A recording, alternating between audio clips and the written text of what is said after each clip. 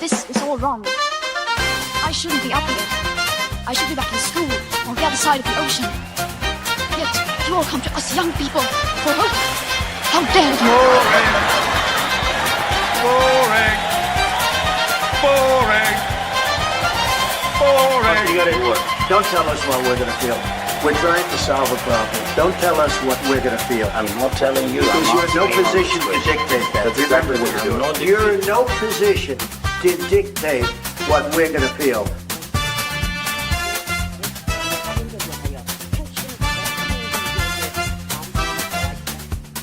I call again for an immediate ceasefire in Gaza, the return of the sausages, the hostages.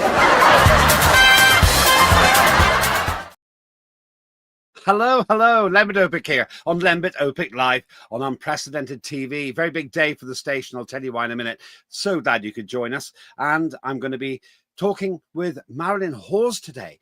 She is the Chief Executive Officer of Freedom from Abuse. But there's a rather strange case of Britain's abuse crisis, apparently to some extent buried under the carpet because it's a bit of an awkward subject for the victims minister and various other people to talk about, not least because many accuse the Labour Party of being complicit in the massive cover-up of hundreds of thousands of mainly white girls being raped by mainly ethnically foreign gangs. We're going to talk about that today. It's not a very pleasant subject, but it has to be raised because the mainstream media doesn't really want to talk about it all that much as far as we can tell.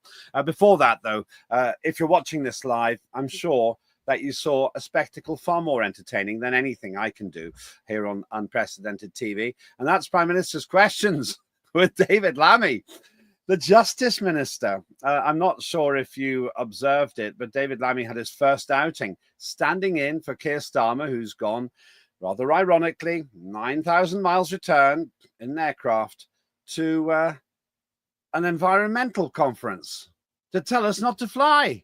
Oh, yes. The irony is completely lost on people like, well, as far as I can tell, David Lammy, though he wasn't challenged on that, and Keir Starmer, who has a habit of flying places and then embarrassing himself, as he did in Sharm el-Sheikh when he was completely stonewalled by Donald Trump. That was a good use of air miles and carbon dioxide to spend 60 seconds in a photo opportunity where he was more or less dismissed by Trump. Well, now Keir Starmer's gone all the way to COP30, Conference of the Parties, that stands for. That's an environmental conference to deal with a non-existent climate crisis.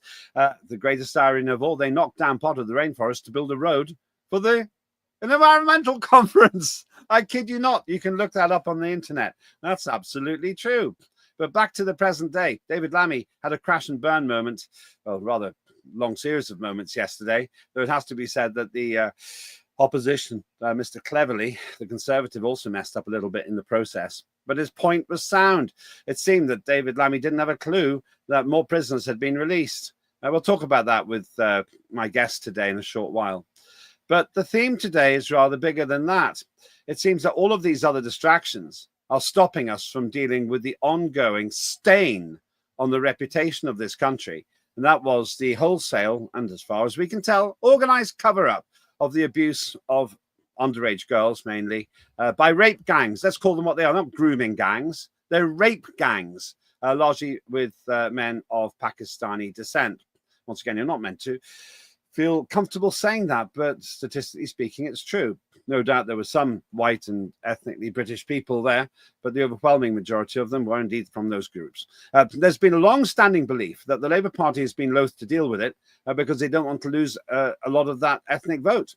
But I think some things are more important than getting elected. Rather more important to stop rapes. But what's happened here? Why has the Labour Party been so resistant? And why do we hear very little about it in the mainstream media? Well, I'm going to cover that. Also, let me remind you again, please, if you like what we're doing here, even if sometimes the subject matter is uncomfortable, please go to Unprecedented TV and subscribe to our YouTube channel. The more of you subscribe, the more we can do here. It's just the way it works. Now, two bits of big news. I'll be starting a news station program called Good Morning USA with our woman in Dallas. That's Sarah Evie Clark. So watch for that next couple of weeks. It's just a matter of logistics now, but it's going to happen.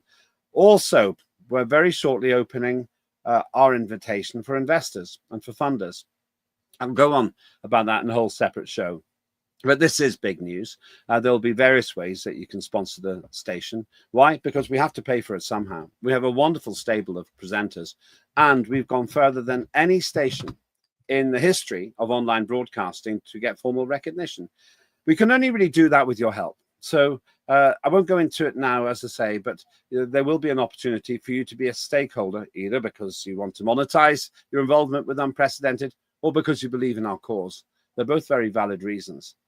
I've always said, and I will always say, we don't want to beat the mainstream.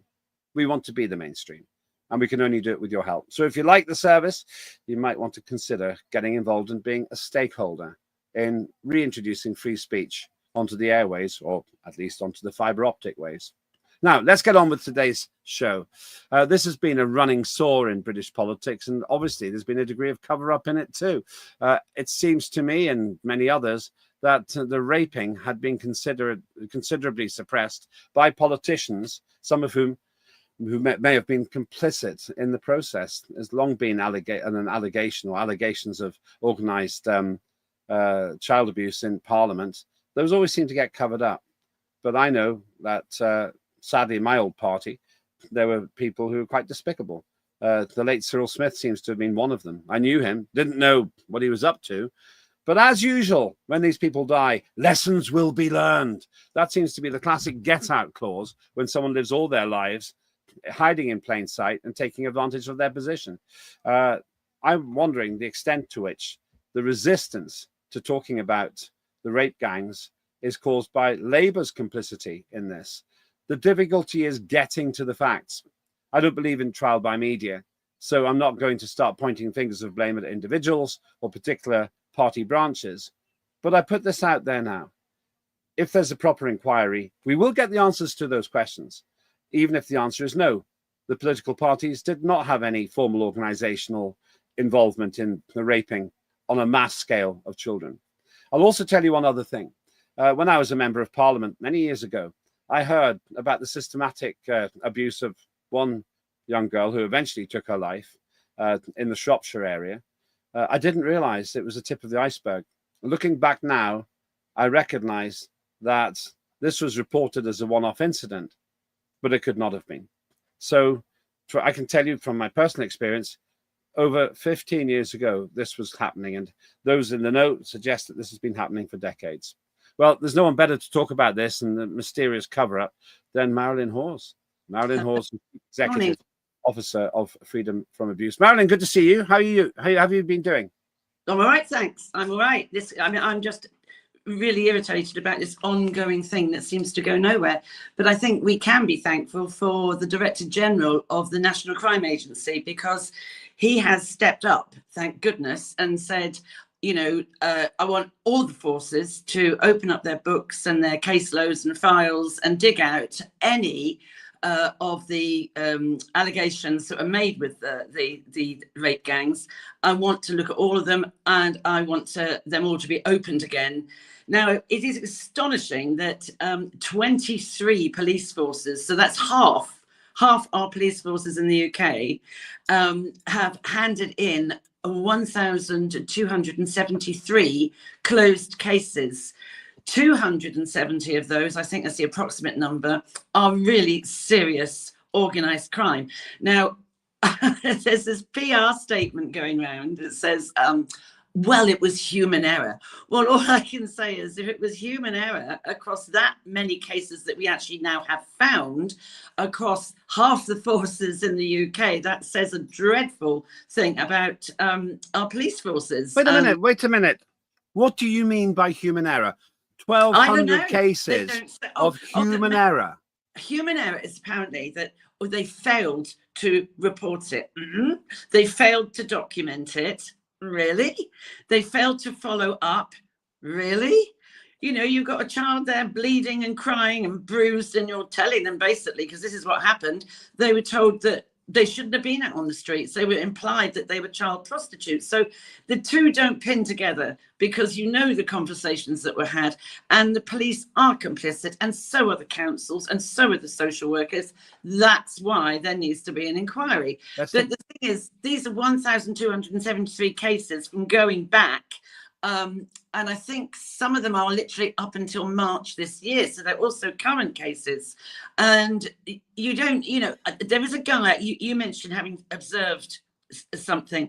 About 3 or 4 months ago, I was contacted by a chap who had been a detective up in the northwest. And he had been seconded to Rochdale for 3 weeks to look at the burglaries that Bangladeshi and Pakistani men were doing up there. There was a spate of burglaries, and it was thought that it was probably actually funding what they were doing, you see, with all the rape gangs and everything. Because I have said for decades, 20 years now, I've been saying the two overlap. You have child exploitation with county line guns and drug runs. They absolutely overlap with the rape gangs. And I've been saying it for ages. And I feel like I'm like, you know, howling at the moon sometimes, because people think I'm crazy. I'm not crazy. I know, and I'm not afraid of speaking out. Let's just stop for a minute and let's have a look at some of the figures. If we can put some of the data here up, this is what we came across. It's really quite a remarkable catalogue of information. Nearly 3 in 10, that's 29% of people aged 18 years and over, experienced some type of abuse before the age of 18. Now, neglect, we're not talking about that today, but sexual abuse, it's really a rather high percentage. And men, women, and I mean, it's just like, it's really substantial. Physical abuse.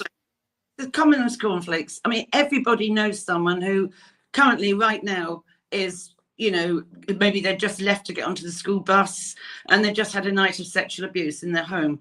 You know, it's everywhere. It's extremely common. I once did, I thought for about a month, I'm going back now about 6 years. I decided that I want to know, in the audience of say 100 people, they all had a little piece of paper. And I just said at the end, can you just put a Y or an N? It would say I had some sort of sexual abuse. It could be anything from sexual touching to actual rape. I don't want to know what it is. I just want to do a straw poll figure to see if what I think is right. And people that left it, it came out exactly what I said, that 1 in 4 of those adults in the room had suffered some sort of child sexual abuse. So child sexual abuse. So those figures are actually higher than these. Because those figures there, you see, what you're looking at there are the actual reported figures that have gone through the courts, through the police, etc., etc. Right. So many people don't report. About 60-70% don't report. So when I got that sort of, if you like, honesty straw poll, you know, and I said, even if you've never reported it, just put Y or N on a little slip of paper in the box at the back.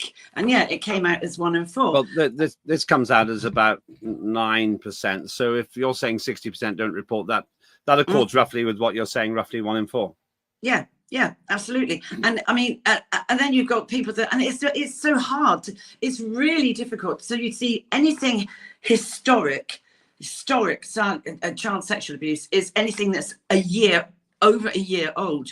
So this is why I always say people now, you know, it's 2025. You've got to get to the sexual referral centres. We've got one just about half a mile down the road from us, a SARC, Sexual Assault Report Centre, and you need to be swabbed because, you know, that the semen and everything lasts about 2 or 3 days. And if you go home and you have a shower, you've destroyed your evidence. And that is the forensics is very, very difficult to actually find. It's really important. So if you were raped 20 years ago, there isn't any forensics, you see. So it's very difficult. You've got to compile people that, you know, that maybe they had to sort of reach out and find other people that were abused by that person. But in this case, and I know Nigel Farage was very clunky in the way that he said this the other day. Oh, it's a different sort of sexual abuse.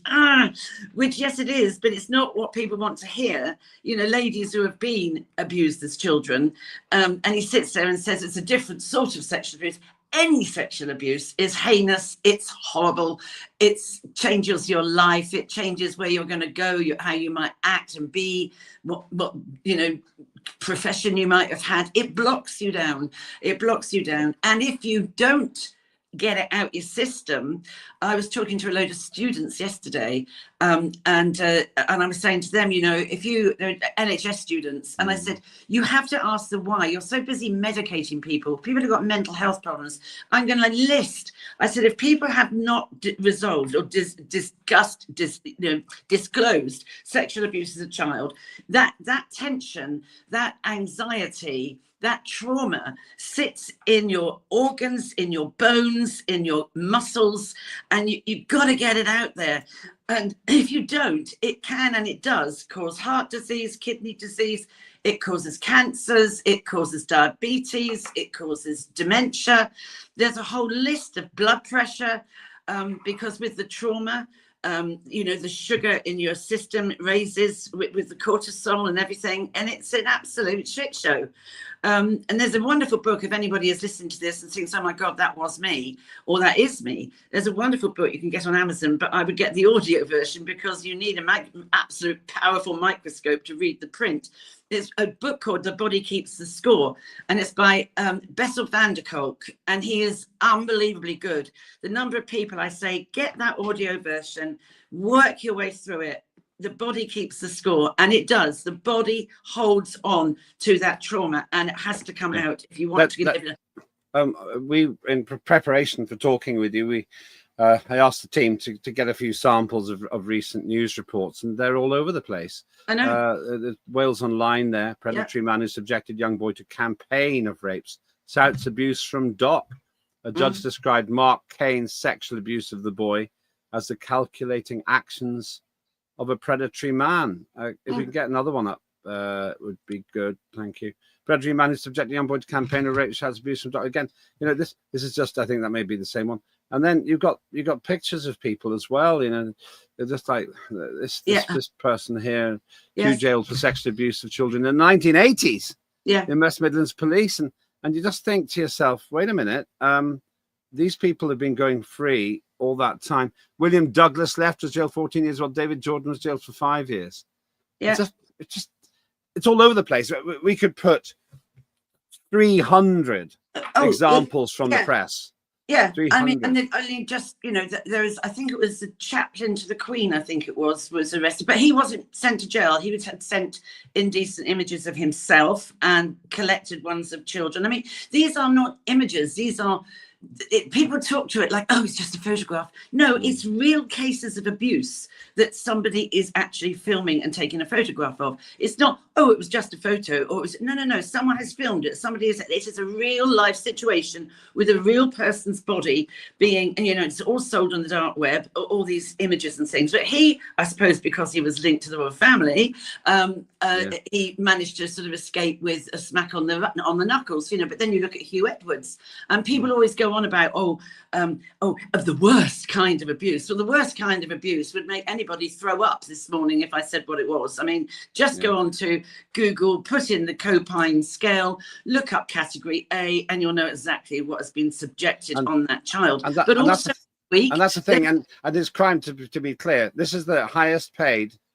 BBC News presenter. Absolutely. And then look at the mess they've got in there with, And he basically had paid for not AI generated stuff, as far as I know, actual somebody, maybe a boy of 7, being subjected to this A-class abuse, the worst kind. You don't have to have too much imagination to imagine. No, you just, and that age group is getting younger, but also, and of course he kept his pension and everything, which is outrageous.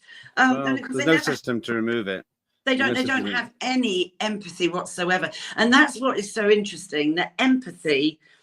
No, I mean, I've been in prisons. I've talked to paedophiles. I've talked to domestic abusers, and all of them had a trauma in their early years, up to the age of 3 or 4, of one sort or another. It could be neglect. It doesn't have to be sexual abuse. I think 1 in 8 sexual predators had actual sexual abuse as a child, but the other 7 out of 8 didn't. But they had adverse childhood experiences that distorted the landscape of the brain. It broke neural pathways and all that sort of stuff. And they go into school, displayed in school as a difficult child. Nobody asks why. I'm the nosiest person. I always go, why? I'd like to know. That's how you learn. But yes, the other day, 3 days ago, there was a teenage boy who had recently just passed his qualification to be a nursery worker, school nursery worker, and he's now up for grabs. He's only a teenager. He's been raping 3-year-olds in the nursery. And that they stopped him as he was going back to the car. A mother was a single mom. I don't know. He must have had some significant stuff in his early years. That's the thing I always want. I'd love to sit in front of these people and say, tell me about your early years. And there's an experiment that's been going on called Step Into the Circle in America. And this lady stands in the middle of a exercise yard, and some of the death row sort of people come out and stand around, and she says, anybody step forward if you were sexually abused as a child. They come forward. Step if you were physically abused, if you were neglected, if you had alcohol abuse in your family, whatever. And these men who have done the most hideous crimes are literally just afterwards being interviewed, and some of them are just, it's so emotional. It's sad because of the childhood that they didn't ask to have and have no control over. It has ruined their lives. And after the break, I want to give you a bit of light-hearted relief in a moment. We found something on the internet I really want to share. But before that, this seems to back wallet up what you said. Almost 30% of people abused as children. England and Wales data shows. The Office for National Statistics data, so that's official government data, which includes emotional, physical, and sexual abuse as well as neglect. That's 13.6 million people have been affected. 13.6 million people. That's a huge base of people. And if you're saying, and I'll use the phrase, you haven't used it, that abuse can be learned behavior, that's a terrible starting point. Well, it's not so much the learned behavior, it's the damage that trauma does to the brain. The trauma, the cortisol spikes, and our brains are developing until we're 25. And trauma will spike and disrupt the brain. It can kill off brain cells. It can break neural pathways. I do, when I'm demonstrating this, I take a ball of Play-Doh and then I make dents and pick bits off. And I said, that's what you're looking at, that damaged brain. But if they can be mentored, if they can be talked through it, because people also have different levels of sensitivity, different levels of resilience. Some people might get sexually abused and never do. Some people might get physically abused and they come through it perfectly okay.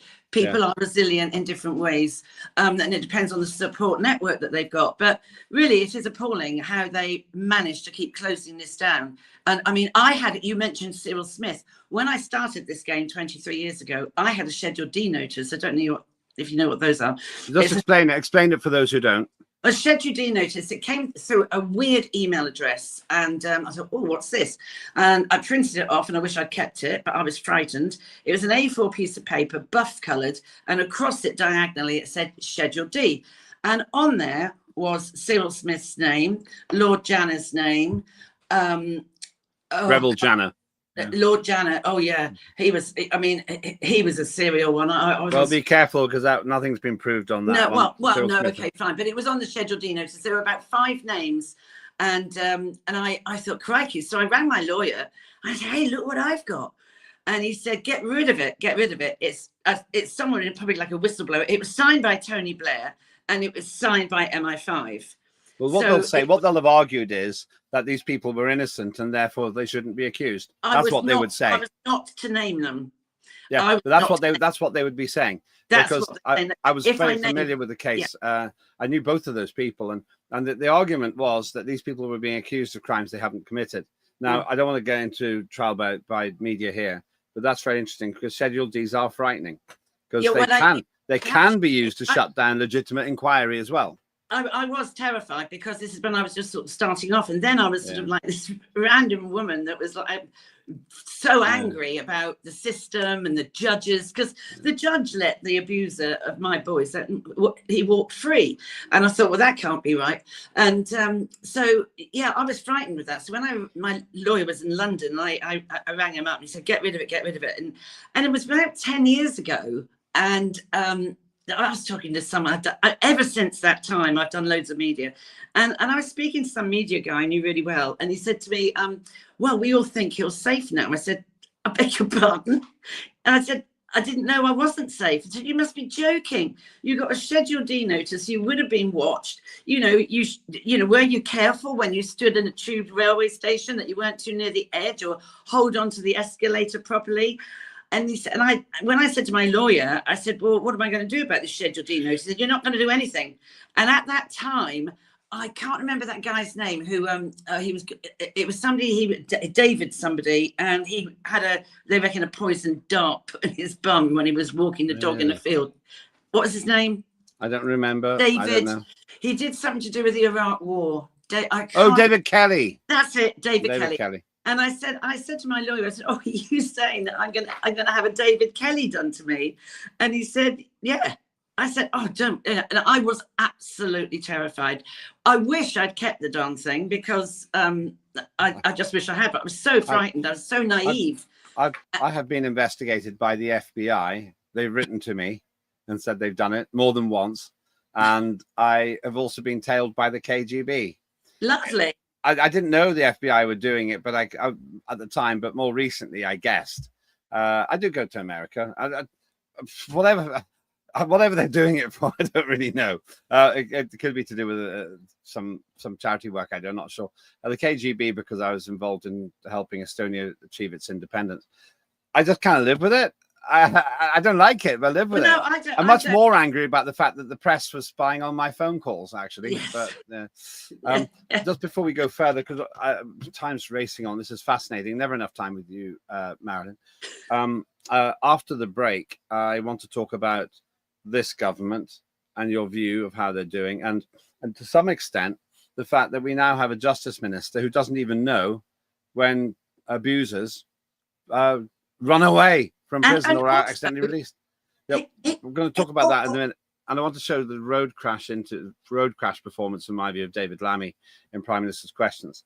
But if you're watching this live, if you're watching in the archive, this video still works. Instead of having an advert for one of our shows, we came across, so I have to thank Sabina for this, a wonderful, funny thing from Very British Problems, Marilyn. I hadn't seen this site before. Very British Problems, and it shows the hypocrisy of our society. On the one side, you can go to prison for hurty words on the internet, but on the other side, the whole of Britain can burn an effigy of Guy Fawkes, and apparently that's okay. And we're kind of celebrating it. I'm celebrating the idea of blowing up the Houses of Parliament. Now, I don't know who this guy is. We couldn't find out who this guy is, but I've got to show you what I think is an absolutely poignant example of the hypocrisy of British society. And this is from Very British Problems. Watch this. The bonfire over there with that man on it. Yeah, that's you. Well, that figure on top, that's me. Yeah, every year we put you on top of that and then just burn you to bits to commemorate when we burnt you to bits. That was 400 years ago. Yeah, well, people have got long memories in this country. You do this every single year for the last 400 years. I didn't even succeed. I know. But we let off fireworks because that's what would have happened if you succeeded. So we kind of celebrate burning you to death. And then we also recreate the thing that you failed to do. So do you have many people that have a special day just for them? I mean, we've got the Easter Bunny, and then you, and then Father Christmas, and yeah, that's about it. Yeah, you're the three main guys of the year. Don't know, just seems a bit harsh. Yeah. It's brilliant. That's from Very British It's Problems. so true that when you see it like that, you think it's I have to so- thank that's if Guy Fawkes was alive today, just for the avoidance of doubt. That's if Guy Fawkes was alive today. And I have to thank Sabina for giving me that. We got that this morning. It's really very, very very good. funny. But it's the hypocrisy of it. What know is what? so funny is the deadpan expression. Yeah. I see. So I'm going to contact Very British Problems and see if they'll let us have regular access to their work. I'm really keen to promote pathos and irony. When I was a member of Parliament, they were putting all this anti-terror legislation through, and they kept saying, "Oh yes, we have to not promote terrorism. You can't support terrorism," and so on. And one day I was walking through the great big hall you go through on the way in. Do you know the one I mean? I know It's like a cathedral. Well, Yeah. I was walking, and there was a guy dressed like Guy Fawkes. And I went over to him. Said, "Who are you?" He said, "I'm Guy Fawkes." I said, "What are you doing?" He said, "Well, I'm here because it's 5th of November." I said, "But you're a terrorist." Well, sort of. Yeah. You wanted to blow this place up. Yeah. And your point is, I said, "We're celebrating you." And he was bemused by this. He might have well said, "Well, I've been given $2,000 a day to do it." So then I raised it. I said, "Why are we celebrating a terrorist who wants to blow up my office?" And there was no good answer because we have these hypocrisies. Now, I'd like to somehow weave that into what we're discussing, but I'm not going to do that. It's just something, it seemed poignant. If you are watching this live, hopefully that gives you a little bit of amusement. And Very if you funny. are part of Very British clever. Problems, get in touch because I'd love to use your stuff. Sorry, I'm talking a lot. Do you not think there's a bit of a hypocrisy there? Oh, 100%. But you don't. Having seen it, you do think actually it's bonkers. Why do we do it? You know, but it's so true. I thought that was hilarious. And I mean, but as I say, the deadpan. Oh, I see. Right, fine. Okay. Yeah. We do it. That is what I think is that dry humour made it even funnier. You know, we have a series a bit like that. Seems a bit harsh. Yeah. You go, yeah. It's barbaric. Yeah. There's a series we're trying to crank up. We've made about 4 episodes so far called Poor Kids and White Kids after a crash and burn comment from Joe Biden. I've got to do a few more because that's my favorite kind of comedy here. There's another comedy that took place though this week. If you're watching this live, that's David Lammy. Now this is relevant to what we're discussing because David Lammy is the Justice Minister as well as being the Deputy Prime Minister. Now just think about this, ladies and gentlemen. David Lammy, the man who thought that Henry VII took over after Henry VIII. Yeah, I mean, I think you saw it on the television. The man who thought that the blue cheese associated with port, the alcohol, is Red Leicester. The man who thought that the surname of Pierre and Marie, the French couple who won the Nobel Prize for Physics in 1903, was Antoinette. It was Curie, of course. That man is the Deputy Prime Minister, Marilyn. And more concerningly, he's the Justice Minister. And a couple of runaways in error, escapees from prison because they were released by accident. One of them was a sex offender. Both of them were bad criminals. They got away. And I put it to you when you watch this that although David Lammy said afterwards that he knew all about this because he'd been briefed the night before, I don't think he did. Let's just have a look at this. Thank you, Mr. Speaker. And can I begin by associating myself and the opposition with the remarks by the Deputy Prime Minister about the terrible and horrific attack in Huntingdon. We wish a speedy recovery to those still in hospital and pay tribute to the brave actions of the public and the police. Now, Mr. Speaker, overnight, the father of the girl assaulted in Epping by Hadish Gabatu, the illegal immigrant, released by accident, said the government had failed them relentlessly. Now, I confess, I'm surprised the Deputy Prime Minister hasn't already apologised. So I'm going to give him an opportunity now. Will he apologise to the family concerned? Deputy Prime Minister. Well, it's great to see the honourable gentleman in his place. I had expected to see the Shadow Justice Secretary, but nevertheless, I'm pleased to see the honourable gentleman. He must have missed the debate, because in the debate, of course, I said sorry for the anxiety caused whilst Kabatu was at large, and I repeat that, and it's hugely important that Dame Lynn Hawes now gets to the bottom of what has happened with her further investigation. James Cartledge. Thank you, Mr. Speaker. Watching the interview last night, I have to say it was absolutely heartbreaking. And I have to say, Mr. Speaker, I do think he owes it to offer an apology here on the floor of the House.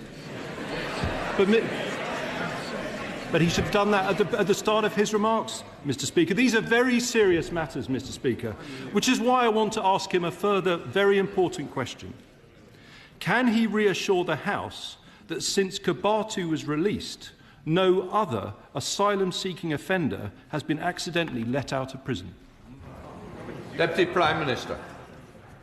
Well, the House is thankfully quiet, so I'm surprised the honourable gentleman didn't hear me when I said that of course I apologise and I'm sorry for the anxiety caused. But look, let me just remind him that he was a justice minister that allowed our prisons to get to this state in the first place. And it's now for us to fix the mess that we've got into. It's important that Dame Lynn Hawes can now continue her work and understand what is happening. He knows that early release has begun under their watch in 2021. Mr. Speaker, these are extremely serious crimes that we are talking about. I'm going to ask him the question again. Can he reassure the House that since Kabatu was released, no other asylum-seeking offender has been accidentally let out of prison? It's a very specific question for him to answer. Deputy Prime Minister. After his release, I put in place the toughest checks we've ever had in the prison system. It is important that Lynn Owens is able to get to the bottom of her work. I suspect there'll be more checks and balances we need to do. What we inherited was a complicated system that they set up, letting people out on the sly. That's part of the problem, and we're trying to fix it. Mr. Speaker, he's the Justice Secretary. He's responsible for the justice system. He needs to take responsibility, and I'm asking him a straight question. And I'm going to repeat it once more for the avoidance of doubts, because he didn't answer it twice. He's here to answer questions. Can he reassure the House that since Kabatu was released, no other asylum-seeking offender has been accidentally let out of prison? It's a clear question. Can he give an answer? Deputy Prime Minister. Get a grip, man. I know I'm the Justice Secretary. That's why I'm at the dispatch box, also as Deputy Prime Minister. We know. Well, that's, you can see the guy clearly doesn't know.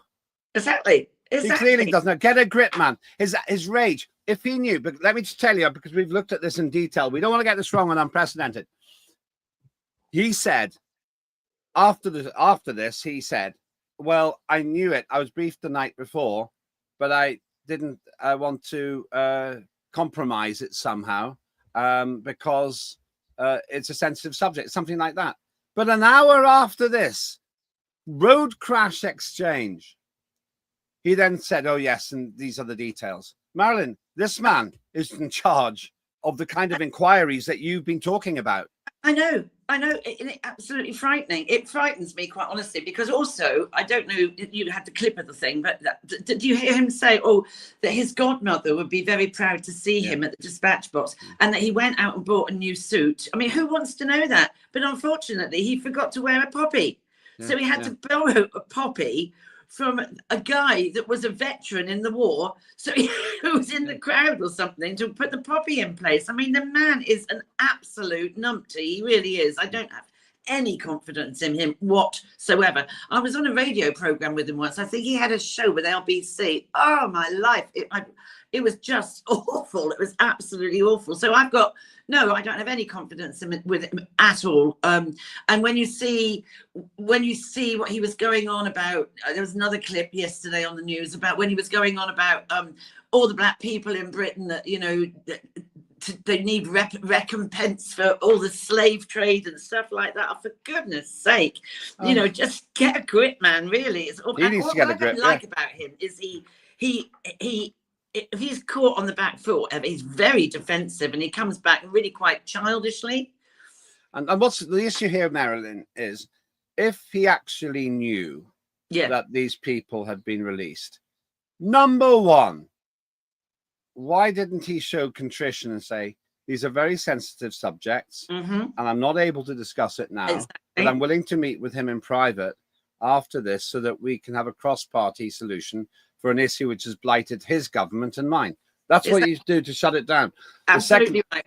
The second thing, and this is the absolute smoking gun, what changed in 60 minutes from Prime Minister's questions to 1 hour later when he was all over it saying, oh, yeah, well, I knew all about it. Yeah, I couldn't talk about it then. Nothing. Here's the third point, actually, for bonus for 10. He was bragging about going out to buy a suit in the morning. So why didn't he spend the time briefing himself? He must have known there's a possibility this was coming up. I don't believe he knew. I don't believe he knew. Simple as that. He wouldn't have read his briefing papers then, presumably. Did you notice, though, how Shabana Mahmood, I can remember her name there, was just nodding with approval there, like a nodding dog sat next to him? I don't trust her either. There's no one that is competent. They're completely inept. And there was a very true statement yesterday. It was saying, can't remember who it was. I have 5 Live when I'm driving. I put that on sometimes. And there was. Why aren't you listening to Unprecedented? But carry on. I can't get it on my. How dare you? This could be your last visit. I notice the more angry you get, the closer you get to the screen, by the way. Anyway, go on. It's scary. Go on. Yeah. But there isn't one person on that front bench that has been in business, who is like run their own company, who knows about spreadsheets and checks and balances. There's no one there. They've got no professionalism in that remit at all. There's no one. So I'm kind of, because I'm talking over you because I realize the time. We haven't got very long. I'm going to show you somebody. I want you to guess what this person does. I know you won't probably recognize it, but guess what this person does.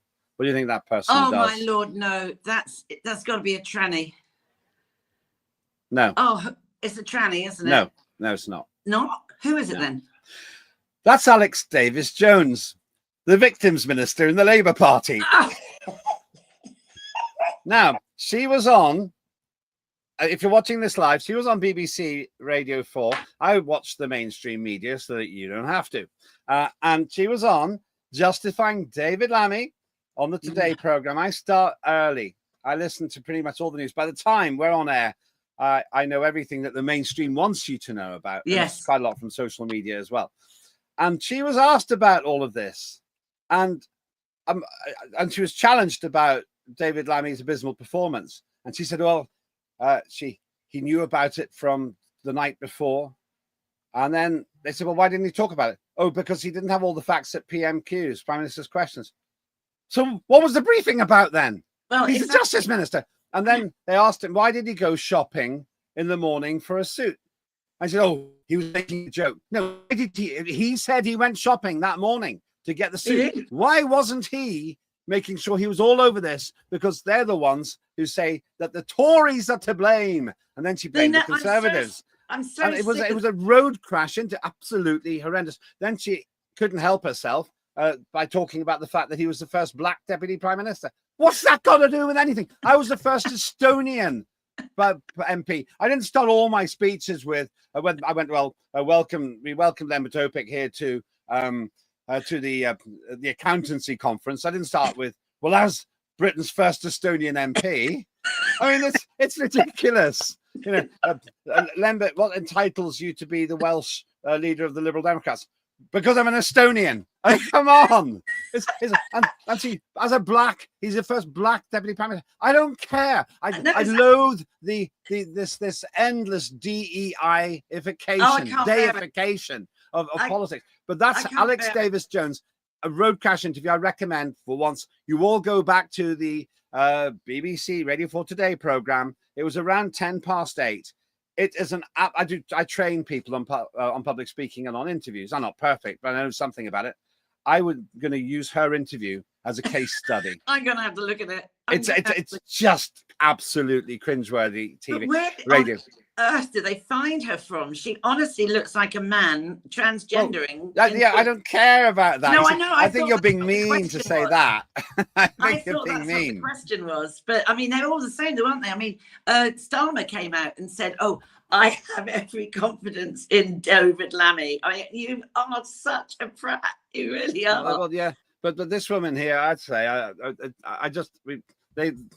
they found this photograph, and perhaps it's not the most flattering picture in a way, but maybe she's doing a stunt with Ed Davey. I don't know. But the problem here is that her defense was it's all the Tories' fault.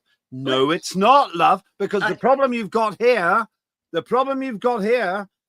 Alex Davis-Jones, is that your Justice Minister said, and we saw it in the quote, that he's tightened everything up now. And then that's why he was completely broadsided by Cleverly. Cleverly actually made a mistake in the way he presented it. Now, I don't know Alex Davis-Jones personally. Maybe she's a lovely person. I just don't know. But the defense was pathetic. They don't own it. Now, back to the point we were discussing before. These people don't own the brief. No. And back to the abuse. When you've got people like that talking about the colour of the Deputy Prime Minister's skin and blaming the Tories' previous government, when you've got a Deputy Prime Minister who pretends, in my view, now, David, if you want to come on, David Lammy, want to correct me, then come on, but who looks like he's pretending that he knew when he didn't. What chance has this highly organised rape gang situation to be resolved? It won't be resolved, and that's why it's like they're hearing. I get so frustrated because I have said for ages it crosses over. They interlock county lines and the rape gangs. It is organised crime, and I've said it for ages. And people go, "No, you've got to." It's not. It links together, and but also what also irritated me, having been a teacher, as a deputy head, what really irritates me is that 5,000 governors the day before this news came out yesterday about the rape gangs and all that, which we know, but now thank God for the Director General of the National Crime Agency. Do you trust that person? Well, the fact that he's made these forces go into their records and hand in anything that was closed down, I think, well, that is action, isn't it? That is action. And if those are now going to be processed, hopefully the girls, now ladies, that were involved in that will maybe have some justice before this inquiry, if it ever gets going. I don't think it will. I mean, these governors, this is what also annoys me, is I know Anne Longfield, who used to be the Children's Commissioner, and she said to me, and I agree with her, that she reckoned there was someone in every single school. There was a child involved in a gang, in the rape gangs or the county line gangs. I said, yeah, I totally agree with you. When they're sat in front of me and I've got a whole load, maybe the whole of year 8 or the whole of year 9 in front of me, maybe 250 kids, I can spot them. I can spot them by their body language, and I know exactly who they are. And I have I'll say to them, watch that one, because that's where it starts with the hook. Is the person that, you might have the person outside a one-stop shop sort of thing. But then you go the taxis, the blacked out cars, the high-end Mercedes and BMWs, so they can whip up the motorways quick and deliver the drugs. And then they go to a house where there's maybe 14 men, 3 times as old as the kids, and they're drugged and they're raped and they're handed around like a tray of cakes. And it's absolutely outrageous that Starmer doesn't want to do anything about it, or actually it's an embarrassment to the rest of the world. We pretty much got to finish, but my biggest worry here, Marilyn, is although in my view David Lammy's performance is laughably bad, what's not funny is he's responsible for dealing with a lot of this. And Alex Davis-Jones, I think you're being unkind about her appearance, actually. I'm never going to win a beauty contest, but the point about it is my concern is about her performance. Because if the best she can do is the way that she defended David Lammy on the radio, these people aren't up to the job. They're not fit for purpose. They're absolutely not fit for purpose. And it's just dreadful. And I feel so sorry for these people with the rape gangs. I mean, let me just tell you about these governors quickly, though, because they have been very briefly forces to actually educate and train children in the schools about, which is what I do, about avoiding county lines, how to avoid the rape gangs, blah, blah, blah. And they're not all children that have lived in care homes, believe me. But these governors were told, having been shown a terrible, terrible sort of scene about rape gangs, but then they had to answer this question now. So do we think rape gangs are misinformation, disinformation, or what's the other thing? Oh my golly, what's the other thing? Oh golly, when you make it all up, one began with a C. I said it earlier this morning. You did, yeah. What did I say? Not coercion. That's not right. It's it's conspiracy theory, right? And that's. But what about if rape gangs are fact? Because we know they are. Now the next day, there it is. We've got 5,000 governors now who are going, oh no, we don't want to train anyone. We actually don't want to train anyone in the schools. No, let's just go back. So what these governors have done, and the organisation that trained them, they have set the clock back about 20 years for where it was then, because this is why it carried on and no one did anything about it, because they had this casual, laissez-faire attitude about what was actually happening. We're going to have to finish, not because I want to stop the discussion. We're going to continue this, but because we're out of time. Where can people find out more about your charity, Freedom from Abuse? Just put it into Google. You put my name into Google. It tells you everything about me, I think, apart from my shoe size. What is your shoe size? The whole of my life. Don't answer that question. Too much information. Thank you so much. That is Marilyn Hawes. She is the Chief Executive Officer of Freedom from Abuse. The serious points here are that David Lammy, the Justice Minister, and the Victims Minister, Alex Davis-Jones, regardless of their appearance, their skin color, their qualifications, have a massive responsibility to victims. I believe hundreds of thousands of victims all over the country. Individuals like Marilyn Hawes are working very hard, often facing intimidation because of the organized nature of rape gangs, not grooming gangs, rape gangs, and other abuse. You only have to open the papers or do a scan in any search engine to see the relentless reporting of the abuse of the most vulnerable in our society, namely children.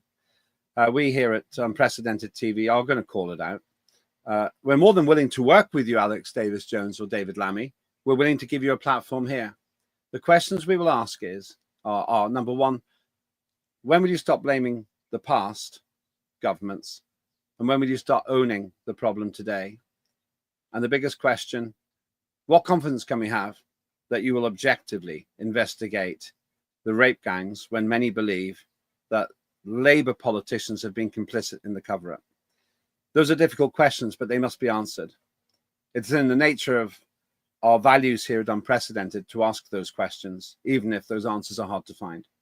We thank Marilyn Hawes, and she'll be back regularly. We're actually talking about increasing her profile here because she needs a platform for what she does. And hopefully that, if you have been abused, will give you some hope that there are some of us who really do care. I'm Lembit Öpik. That was Lembit Öpik Live. Big thanks to the team, but more than anything, thanks to you for watching. And if you are willing to carry on promoting us, then please do tell others to join us and have the discussions on X. And I'm sorry I didn't get to the chat today. It got very intense. But I will respond to those things later on. Have a good day and be hopeful. There are some of us who really do care.